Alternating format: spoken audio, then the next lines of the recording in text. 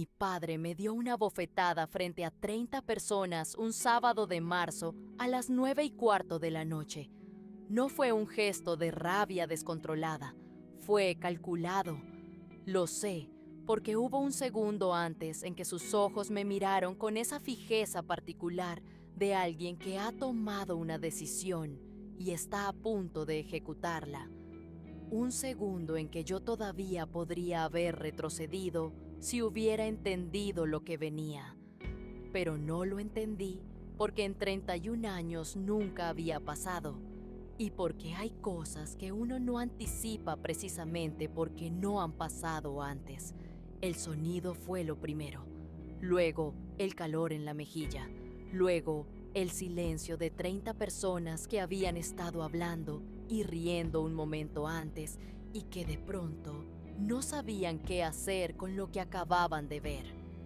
2 semanas después, un juez firmó una orden que cambió todo. Pero antes de contarte lo que pasó en esas 2 semanas, necesito pedirte algo.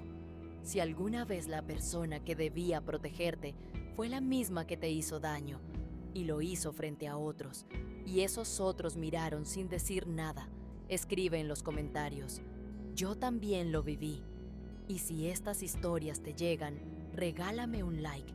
Para mí lo significa todo. Ahora sí, déjame llevarte al principio. Mi nombre es Natalia Campos Herrera. Tengo 32 años.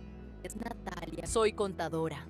Trabajo en mi propio despacho en Guadalajara desde hace 4 años.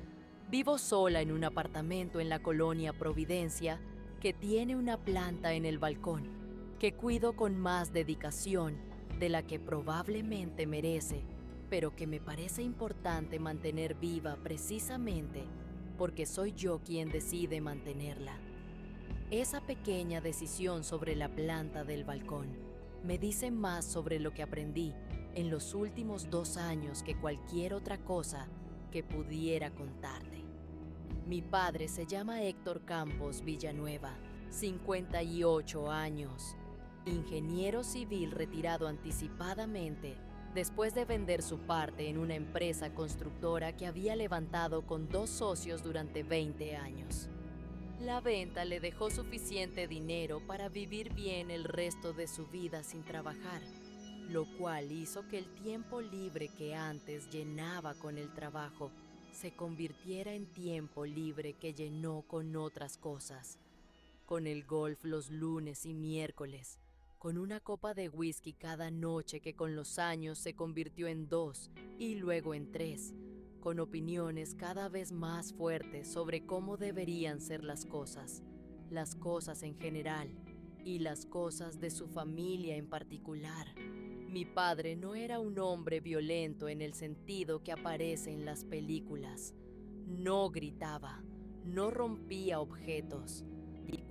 No había en nuestra casa una historia de violencia física que yo pudiera señalar como el contexto de lo que pasó ese sábado de marzo. Lo que había era algo más difícil de nombrar, una autoridad que se ejercía a través del peso de la presencia, a través de silencios que duraban exactamente lo suficiente para comunicar desaprobación, a través de comentarios que llegaban de manera lateral, nunca directa, y que sin embargo tenían un efecto completamente directo en quien los recibía. Crecí aprendiendo a leer el estado de mi padre antes de hablar, a calcular si era buen momento para decir algo, para pedir algo, para traer una noticia que pudiera no ser bien recibida. Aprendí a hacer ese cálculo con tanta eficiencia que dejé de notarlo. Se convirtió en parte de cómo yo existía en esa casa y luego, cuando me fui de esa casa, en parte de cómo existía en el mundo. Lo que tardé años en entender era que esa habilidad para calcular el estado emocional de las personas antes de actuar no era una virtud. Era el resultado de haber crecido en un ambiente donde el estado emocional de una persona tenía consecuencias impredecibles para todos los demás. Mi madre se llama Rosario. 55 años, maestra de primaria jubilada. Una mujer que quería a sus hijos con una profundidad que no tengo dudas y que al mismo tiempo había aprendido, mucho antes que yo, el mismo cálculo sobre el estado de mi padre. Mi madre navegaba la vida familiar con la eficiencia silenciosa de alguien que ha convertido la adaptación en supervivencia y la supervivencia en costumbre. No la juzgo. Nunca la he juzgado. Entiendo perfectamente cómo se llega a ese lugar. Lo que sí sé es que su manera de manejar las cosas contribuyó a que yo tardara 31 años en entender que lo que vivíamos en esa casa no era el estándar de lo que debían ser las cosas. Tengo un hermano, Pablo, 29 años, 3 años menor que yo. Pablo heredó de mi padre la capacidad para ocupar el espacio de una habitación y de mi madre la inteligencia emocional para leer a las personas. En él, esa combinación produjo a un hombre que es encantador y perceptivo y que desde pequeño supo exactamente cómo moverse en la dinámica familiar con más habilidad que yo. Pablo y yo somos cercanos, lo somos desde siempre. Eso es importante para esta historia.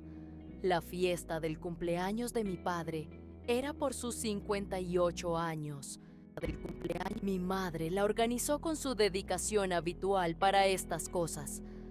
El jardín de la casa familiar decorado con luces, mesas con manteles blancos, la comida encargada en un servicio de catering que hacía los platillos favoritos de mi padre. 30 personas aproximadamente entre familia cercana, amigos del golf, vecinos de toda la vida, los socios del club al que mi padre pertenecía. Yo llegué con Pablo. Llegamos juntos porque vivíamos cerca y porque desde que éramos chicos habíamos desarrollado el hábito de llegar juntos a los eventos familiares, no de manera consciente, sino porque así había resultado ser durante años. La fiesta transcurrió con normalidad durante la primera hora y media. Mi padre estaba de buen humor. Ese humor suyo de las ocasiones sociales donde la presencia de personas fuera de la familia lo hacía expandirse, como si el público le diera acceso a una versión de sí mismo que en privado era más difícil de sostener. Yo había estado hablando con la esposa de uno de los socios del club, una mujer muy agradable que tenía una historia interesante sobre un viaje que había hecho a Colombia el año anterior. Cuando escuché que mi padre me llamaba desde el otro lado del jardín, Natalia, ven. Su voz tenía ese tono particular, no el de las celebraciones, el otro. Caminé hacia donde estaba. Estaba con dos de sus amigos del golf, hombres de su edad que llevaban años en su círculo cercano. Tenía una copa en la mano, las mejillas un poco más coloradas de lo habitual. Le dije a Carlos que tú le podrías ayudar con el tema fiscal de su empresa, dijo mi padre cuando llegué, que eres contadora y que sabes de esas cosas. Claro, dije, con gusto. Le conté que tienes un despacho propio, continuó mi padre.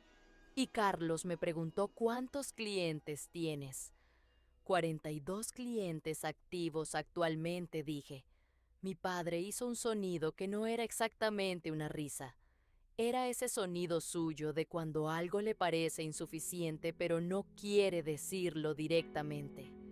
42, repitió, con 4 años de trabajo.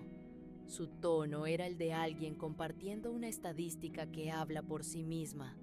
Es un número sólido para un despacho independiente de 4 años, dije, con el equipo que tengo y el tipo de clientes que trabajo. Mi padre tomó un sorbo de su copa. Tu primo Eduardo tiene 200 clientes, dijo. Eduardo tiene 10 años de trabajo y un despacho con 8 empleados, dije. son contextos diferentes. Mi padre me miró. Y en los últimos meses tuviste problemas de liquidez, dijo. Tu madre me lo contó. El jardín seguía con su ruido de fondo. Me lo contó. Música suave, conversaciones superpuestas, el sonido de las copas y los platos. Ese es un tema personal que no es para esta conversación, dije. ¿Por qué no? Somos familia, dijo mi padre. Precisamente por eso, dije, hay cosas que se hablan en privado y no frente a los amigos. Mi padre me miró con esa fijeza que ya describí, el segundo que precede a la decisión. No seas irrespetuosa, dijo. No lo soy, dije. Solo estoy poniendo un límite razonable. Y entonces pasó. La bofetada llegó del lado derecho. No fue fuerte en términos de fuerza física. Fue fuerte en términos de lo que era. Un hombre de 58 años golpeando a su hija adulta en la mejilla frente a 30 personas en su propio jardín, porque su hija había dicho que había cosas que no se hablaban en público. El silencio fue casi instantáneo. Yo no me moví durante un momento. Tenía la mano derecha a mitad de camino hacia mi mejilla, ese gesto automático que hace el cuerpo antes de que la mente procese lo que pasó. Pablo estaba a unos metros. Lo vi en mi campo visual periférico. Vi el momento exacto en que entendió lo que había visto. Mi padre me miraba. En su expresión había algo que tardé días en descifrar. No era arrepentimiento exactamente. Era más parecido a la sorpresa de alguien que hizo algo que no había planeado completamente y que ahora tenía que decidir cómo posicionarse respecto a lo que había hecho. Me di vuelta. Caminé hacia la salida del jardín. Pablo me alcanzó en la puerta. Nos vamos, dijo. No era una pregunta. Nos fuimos. En el coche, mientras Pablo conducía, ninguno de los dos habló durante varios minutos. Las luces de Guadalajara pasaban por las ventanas con esa indiferencia de la ciudad que sigue siendo ciudad independientemente de lo que pase dentro de los coches que circulan por ella. ¿Estás bien?, preguntó Pablo finalmente. No, dije, pero voy a estarlo. ¿Qué quieres hacer? Pensé en eso. Pensar, dije. Dame hasta mañana. Bien, dijo Pablo. Me dejó en mi apartamento. Subí. Me senté en el sillón de la sala con el abrigo todavía puesto y la planta del balcón visible a través de la puerta de vidrio. Afuera, Guadalajara seguía siendo Guadalajara. Me quedé ahí durante un tiempo que no me di y empecé a pensar, no con rabia, con la claridad fría de alguien que acaba de cruzar un umbral que no sabía que existía hasta que lo cruzó. El umbral entre las cosas que se toleran porque siempre se toleraron y las cosas que ya no se van a tolerar más. 31 años de un cálculo silencioso. Terminaron esa noche en un jardín con luces y manteles blancos frente a 30 personas que vieron y callaron. Lo que venía ahora era diferente y al día siguiente iba a empezar a construirlo. Al día siguiente me desperté a las 7 de la mañana con la claridad particular de quien ha dormido con una decisión y la encuentra intacta por la mañana. Hay decisiones que la noche disuelve. Uno las toma en el calor del momento y cuando llega la mañana siguiente con su luz ordinaria y su café y su ruido de calle, la decisión que parecía tan nítida se vuelve borrosa. Se llena de matices, de preguntas sobre si valdrá la pena, sobre si no es mejor dejarlo pasar, sobre si no es preferible mantener la paz. Esa mañana no fue así. Me preparé el café, me senté en la mesa de la cocina con el teléfono y la claridad de quien sabe exactamente lo que va a hacer, aunque todavía no sepa exactamente cómo. Lo primero era hablar con Pablo. Llamé a las 8:15. Contestó al primer ring, lo cual me dijo que él tampoco había dormido demasiado. ¿Cómo estás?, preguntó. Bien, dije. Tomada. ¿Tomada de qué? De que esto no puede quedar como quedó, dije. Silencio breve de Pablo. ¿Qué quieres hacer? Todavía no sé exactamente el cómo, dije. Pero sé que necesito hablar con alguien que entienda qué opciones tengo. ¿Un abogado? Un abogado, confirmé. Pablo no respondió de inmediato. Yo conocía ese silencio suyo. Era el silencio de quien está procesando varias cosas al mismo tiempo. La lealtad al evento que había presenciado, la lealtad a la familia en el sentido más amplio, la lealtad a mí y el miedo comprensible de lo que una denuncia formal implicaba para todos. Pablo, dije, sé que es complicado. Es muy complicado, dijo, lo sé, y lo entiendo si no puedes acompañarme en esto. Pero necesito que sepas que voy a hacerlo de todas formas. Otro silencio. No te dije que no iba a acompañarte, dijo finalmente. Lo tomé como lo que era. La abogada se llamaba licenciada Sofía Guerrero. Me la recomendó una amiga de la universidad que había pasado por un proceso de separación difícil el año anterior y que me dijo que la licenciada Guerrero era exactamente el tipo de persona que uno necesita cuando la situación requiere claridad y no consuelo. Tenía razón. La licenciada Guerrero tenía 42 años, un despacho en la zona de Minerva con 2 asociados jóvenes y esa manera de escuchar que tienen los buenos abogados, que es una escucha activa y sin juicio, pero también sin sentimentalismo. Le conté lo que había pasado con la precisión de quien ha estado repasando los hechos en la cabeza durante horas y los tiene completamente ordenados. Me escuchó completo. Luego me hizo preguntas específicas. ¿Había testigos? Sí, aproximadamente 30. ¿Tenía alguna evidencia física? La mejilla había estado enrojecida esa noche, pero para el domingo ya no había marca visible. ¿Había precedentes de conducta similar? No en términos de violencia física, sí en términos de un patrón de control que yo podía describir, pero que era más difícil de documentar. ¿Qué quiere usted que pase?, me preguntó finalmente. Pensé en esa pregunta con cuidado antes de responder. No quiero meter a mi padre en la cárcel, dije. No es eso. Quiero que haya un registro formal de lo que pasó. Quiero que exista en algún lugar oficial la constancia de que esto ocurrió, que hubo testigos y que no fue aceptable. Y quiero que mi padre entienda que lo que hizo tiene consecuencias reales. La licenciada Guerrero asintió. Lo que describe, dijo, encuadra en el delito de lesiones en su modalidad leve bajo el Código Penal del Estado de Jalisco. La bofetada sin marca física persistente es lesión leve. La bofetada, dado que hay una relación de parentesco en línea ascendente, hay además un agravante de violencia familiar que eleva la clasificación del delito. ¿Qué significa eso en términos prácticos? Significa que si presenta una denuncia ante el Ministerio Público, el proceso puede derivar en varias cosas. Una medida de protección a su favor que restrinja el acercamiento de su padre, una reparación del daño moral, o en función de cómo se desarrolle el proceso y de si su padre acepta su responsabilidad, la posibilidad de un proceso restaurativo que no implica necesariamente una condena penal, pero sí un reconocimiento formal del hecho. ¿Usted qué me recomienda? La licenciada Guerrero me miró directamente. Le recomiendo que presente la denuncia, dijo.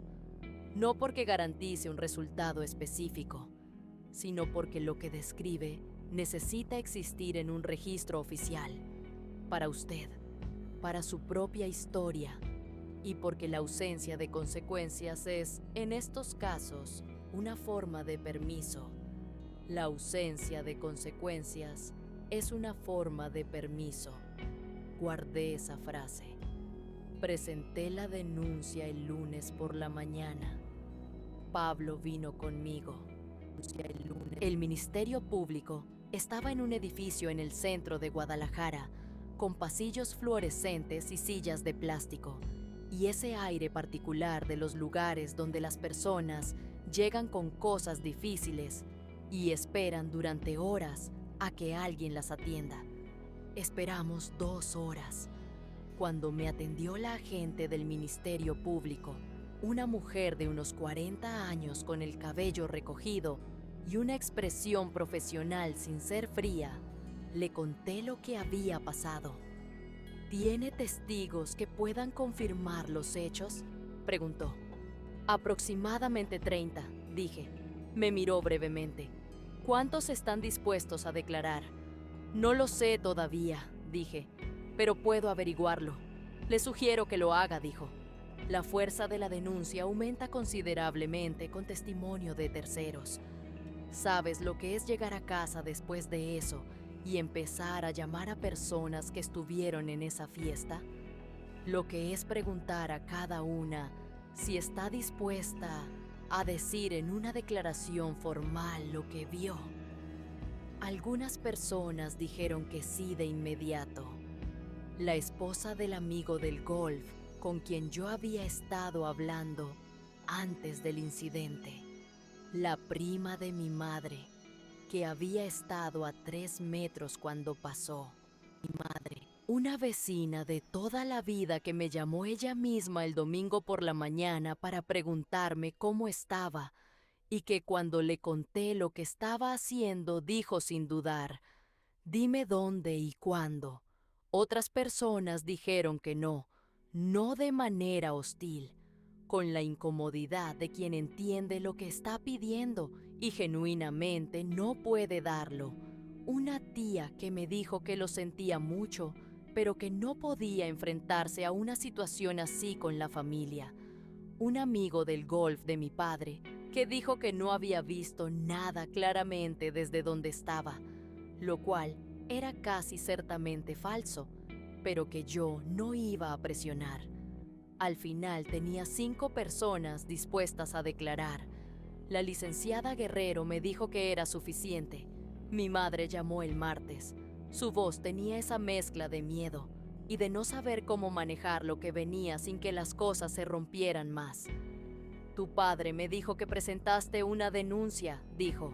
Sí, dije. Natalia, mamá, la interrumpí con suavidad. ¿Cómo estás tú? Pausa larga. Asustada, dijo finalmente. ¿De qué? De lo que viene. De cómo va a quedar la familia después de esto. La familia ya cambió cuando papá me golpeó frente a 30 personas, dije. Eso pasó primero. Mi madre no respondió de inmediato. Lo sé, dijo finalmente. Y lo que hizo estuvo mal. Sabes que lo sé. Lo sé, dije. ¿Puedo pedirte algo? Puedes pedirme, dije. No te prometo que sí. ¿Puedes hablar con él antes de que esto avance más? Solo hablar, no para retirar la denuncia, solo para que haya una conversación. Pensé en eso. No voy a hablar con él solo, dije. Si quiere hablar, que lo haga a través de su abogado con la licenciada Guerrero. Ese es el proceso que existe para estas cosas. Mi madre soltó algo que era mitad suspiro y mitad otra cosa. ¿Necesitas algo?, preguntó. Estoy bien, mamá, dije. Cuídate tú. Mi padre contrató a un abogado el mismo martes.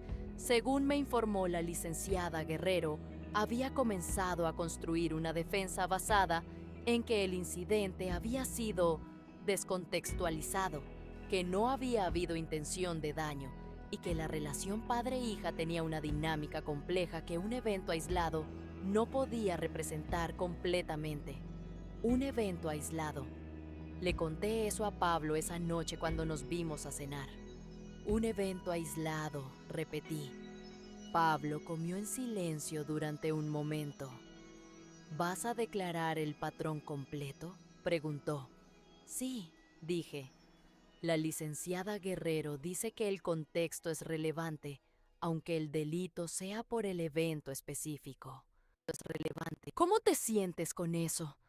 Como alguien que por primera vez va a decir en voz alta en un lugar oficial todo lo que ha estado callando durante 31 años, dije, asustada y lista. Pablo me miró. ¿Necesitas que esté ahí? Sí, dije. Entonces voy a estar, dijo. ¿Sabes lo que es tener a alguien que dice, voy a estar y cumple? Que no lo dice para consolarte en el momento, sino porque lo va a hacer. Si lo sabes, escríbelo en los comentarios, porque esas personas son las que hacen posible que sigamos de pie cuando el suelo se mueve. La audiencia inicial fue el jueves de la semana siguiente, 12 días después de la fiesta. Una sala pequeña en el Tribunal de Justicia Familiar, paredes de color crema, una jueza de unos 50 años con anteojos rectangulares que revisó los documentos durante varios minutos antes de levantar la vista. Mi padre estaba al otro lado de la sala con su abogado. Era la primera vez que lo veía desde la noche del jardín. Llevaba un traje gris que reconocí de eventos formales anteriores. Su expresión era la de alguien que está conteniendo varias cosas simultáneamente, con el esfuerzo visible de quien no está acostumbrado a tener que contenerlas. Cuando nuestros ojos se encontraron, no fue como en las películas. No hubo un momento de reconocimiento dramático. Fue simplemente el momento en que dos personas que se conocen desde siempre se miran desde lados opuestos de una sala de tribunal y entienden que el lugar donde están define exactamente lo que es la relación en ese momento. La jueza escuchó a las dos partes, escuchó el resumen de los hechos, escuchó la descripción del contexto que yo había preparado con la licenciada Guerrero durante días, en la que detallé el patrón de dinámica familiar sin exagerar ni minimizar, con la precisión de quien ha estado ordenando cosas en su cabeza durante mucho tiempo y finalmente tiene el espacio para nombrarlas. Cuando terminé, la jueza me miró. ¿Tiene algo que agregar? No, dije. Creo que está todo. La jueza escribió algo en su cuaderno. Luego levantó la vista hacia los dos lados de la sala. Voy a emitir mi resolución, dijo. Y en ese momento, en esa sala pequeña con paredes de color crema y la voz de la jueza flotando en el aire, entendí que lo que había empezado como una bofetada en un jardín con luces y manteles blancos había llegado a un punto que 31 años antes yo no habría podido imaginar. No porque yo hubiera cambiado de persona, sino porque finalmente había entendido que tenía derecho a estar ahí. No porque La resolución de la jueza llegó ese mismo jueves por la tarde, 4 horas después de que terminó la audiencia. La licenciada Guerrero me llamó a las 5:45. Yo estaba en mi despacho intentando trabajar con la concentración fragmentada de alguien que espera una llamada importante. Tengo la resolución, dijo. Cuéntame, dije. La jueza emitió una orden de medida cautelar, dijo la licenciada Guerrero. Eso significa que su padre tiene prohibido acercarse a usted a menos de 100 metros y prohibido cualquier tipo de comunicación directa por un período de 6 meses. Además, se le ordena participar en un programa de intervención en violencia familiar como condición para que el expediente no avance a una etapa penal formal. Me quedé en silencio un momento. ¿Qué pasa si no cumple la medida cautelar? El incumplimiento es en sí mismo un delito, dijo. Eso activa automáticamente el proceso penal formal. Colgué. Me quedé en mi escritorio mirando la pantalla del computador. Una orden judicial.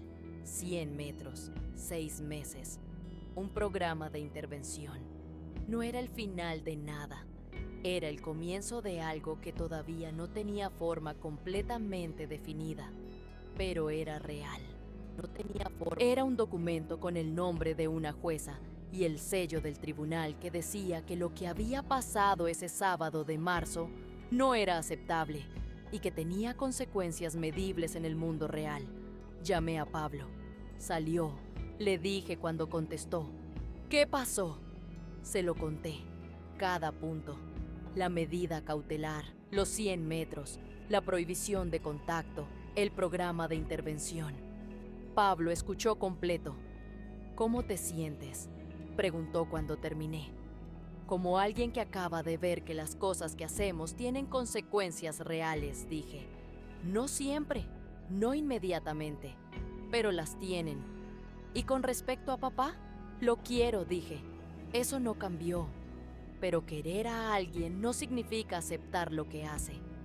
Y lo que hizo necesitaba esta respuesta. Los días siguientes fueron extraños de una manera particular. La vida ordinaria continuaba. Los clientes, el despacho, la planta del balcón que regué el sábado con la misma rutina de siempre. Y al mismo tiempo había algo diferente en el aire de esa vida ordinaria, como si el espacio hubiera cambiado de textura sin que los muebles se hubieran movido. Mi padre no se comunicó, no podía, pero supe por Pablo que estaba procesando lo que había pasado con una combinación de rabia y de algo que Pablo describió como una confusión genuina. No entiende cómo llegamos aquí, me dijo Pablo. 31 años de un patrón que nadie nombró, dije. Así llegamos aquí. Mi madre me llamó una semana después de la resolución. Su voz había cambiado levemente. Tenía menos miedo y más de algo que yo identificaría como un reconocimiento cansado de alguien que lleva mucho tiempo sabiendo cosas que no ha querido nombrar. Empecé a ver a alguien, me dijo, un psicólogo. No porque me lo ordenara nadie, porque cuando pasó lo que pasó y vi la cara que pusiste cuando tu padre, me di cuenta de que yo también llevo mucho tiempo callando cosas que no debería haber callado. Me quedé con eso durante un momento. ¿Cómo va? Lento, dijo mi madre, pero va. Eso me parece valioso, dije. El programa de intervención de mi padre comenzó en mayo. La licenciada Guerrero me mantuvo informada de los avances según el reporte del tribunal, no de los detalles de las sesiones, que eran confidenciales, sino del cumplimiento, que asistía, que completaba los módulos, que el psicólogo reportaba participación activa. Participación activa. No lo interpreté como garantía de nada, lo interpreté como información. En julio, 4 meses después de la fiesta, Pablo me preguntó si estaría dispuesta a tener una conversación con mi padre cuando terminara el programa. Solo hablar, precisó Pablo, con las condiciones que tú pongas, en el momento que decidas. ¿Él lo pidió?, pregunté. Sí, dijo Pablo. Me lo pidió a mí para que yo te lo preguntara porque no puede pedírtelo directamente. Lo pensé durante varios días. La respuesta que llegué a dar no fue ni sí ni no inmediato. Fue que lo pensaría cuando terminara el programa completo, que no antes, y que cuando llegara ese momento decidiría con la información que tuviera disponible entonces. Pablo le transmitió eso a mi padre. Mi padre, según Pablo, respondió, está bien. Ese está bien también era información. El programa terminó en septiembre, 6 meses después de la bofetada en el jardín. La licenciada Guerrero me notificó que el tribunal había recibido el reporte final con evaluación satisfactoria, que la medida cautelar había cumplido su periodo, que el expediente quedaba archivado condicionalmente, lo cual significaba que no había condena formal, pero que el registro existía y podía reactivarse si hubiera un incidente futuro. El registro existe. Eso no cambia. Llamé a Pablo ese mismo día. Quiero hablar con papá, dije. ¿Cuándo? La semana que viene, en un lugar neutral, no en la casa familiar. Y quiero que estés tú también. Hablado, dijo Pablo. Y quiero que nos reunimos un miércoles de octubre en un restaurante que ninguno de los tres había estado antes, en una zona de Guadalajara que era de todos y de ninguno, con mesas afuera bajo un techo de madera y una luz de tarde que hacía que todo pareciera más suave de lo que era. Mi padre llegó antes que nosotros. Estaba sentado en la mesa con las manos sobre el mantel y esa postura suya de los momentos importantes, la espalda recta, la expresión controlada. Cuando me vio entrar, algo cambió en su cara. No fue dramático. Fue el tipo de cambio que ocurre cuando una persona que lleva meses cargando algo ve finalmente a la persona frente a quien tiene que depositarlo. Me senté frente a él. Pablo se sentó a mi lado. Hubo un momento de silencio que ninguno de los tres llenó de inmediato. Mi padre habló primero. Natalia dijo, lo que hice estuvo mal. Lo dijo mirándome, no al mantel, no a Pablo, a mí. Lo sé, dije. No tengo una explicación que lo justifique, dijo. Tengo razones que lo explican. Pero explicación no es lo mismo que justificación. No respondí de inmediato. Dejé que lo que había dicho tuviera el espacio que merecía.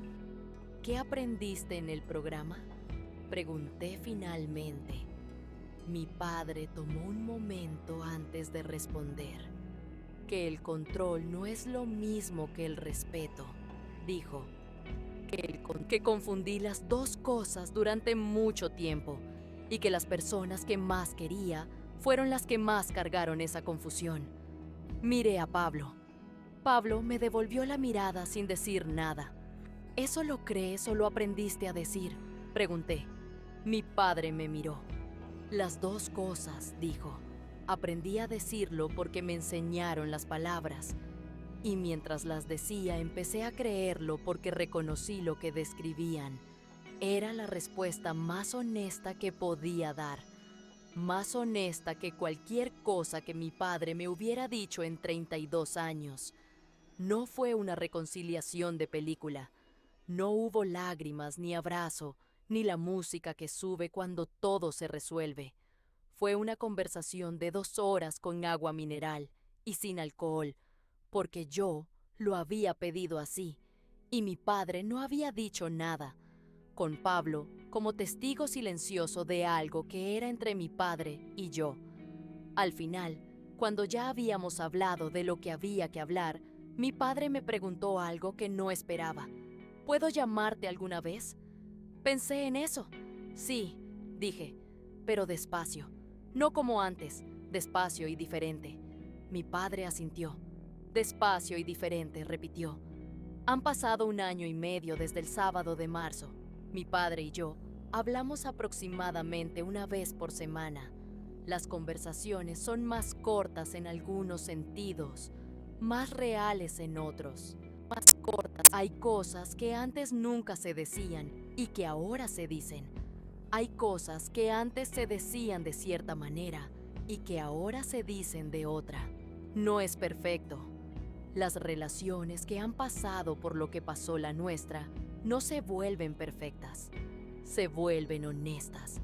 Y la honestidad tiene sus propias incomodidades que son diferentes a las incomodidades de antes, pero que siguen siendo incomodidades. Lo que cambió de manera permanente es esto.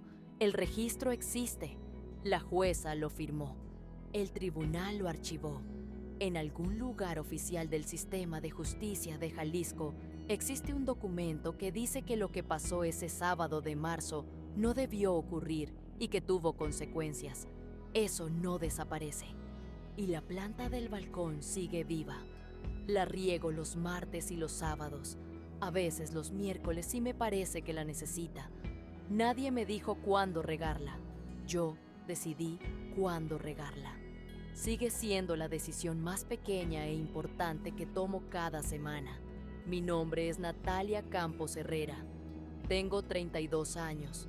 Soy contadora.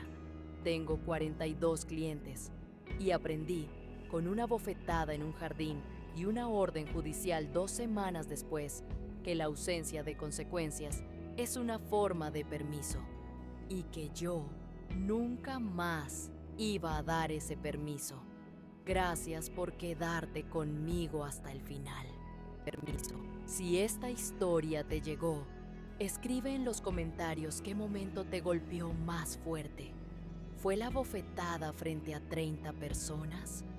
¿Lo que dijo la abogada sobre las consecuencias? ¿La mirada de tu padre en la sala del tribunal? ¿O lo que dijo en el restaurante sobre el control y el respeto? Y si alguna vez pusiste un límite que parecía imposible de poner, escribe en los comentarios: yo también me levanté. Porque de eso se trata todo esto. Hasta la próxima historia.